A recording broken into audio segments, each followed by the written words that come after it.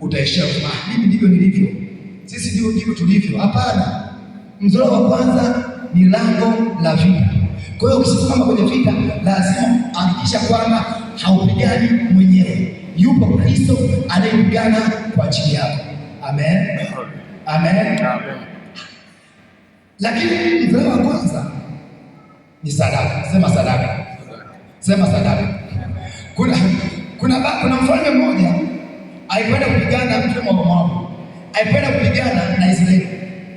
Alipoona mbona kila siku napigwa, akasema isiwe kesi.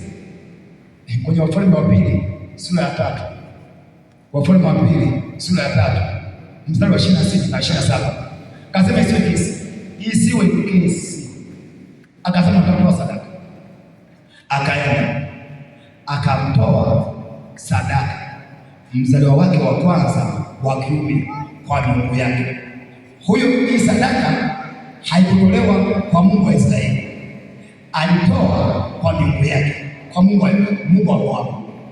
Huyu mfalme anatoa sadaka ya mtoto wa kwanza, lengo na madhumuni ili ashinde vita. Amepigwa, lazima hapana, haitoshi, hapa nitoe sadaka. Akatoa sadaka ya mzaliwa wake wa kwanza, tena wa kiume. Biblia inasema watu akatoa kwa miungu yake. Sasa ile miungu ilipopokea sadaka, asema ghafla wale wa Moabu walipata nguvu, walipata hasira hadi kiwango cha kutamani kujiua. Yaani wana ujasiri, waogopi chochote, wakaenda kwa Israeli. Israeli walipoona ni hawa wa siku zote au wengine ni hawa, hata vita wakasitisha. Israeli waliogopa. Unisikie, kilichosaidia wa Moabu sio maombi, ni sadaka ya mzaliwa wao wa kwanza. Amen, amen, amen.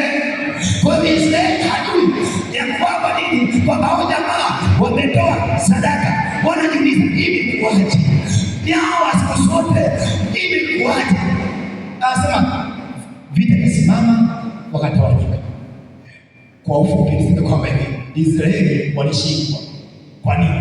Wamezoea kuwapiga. Leo wale wanakuja kwa spidi kali, wana hasira. Nasema yaishe, tusifike mbali. Ni aibu kama tumepigwa na wao wako, tuishi hapa. Nendeni tuende. Yumkini wasema hao jamaa walikuja hivi, kwa ukisema tupigane hatutoboi hapa. Kwa hiyo tutunze heshima, tuheshimiane.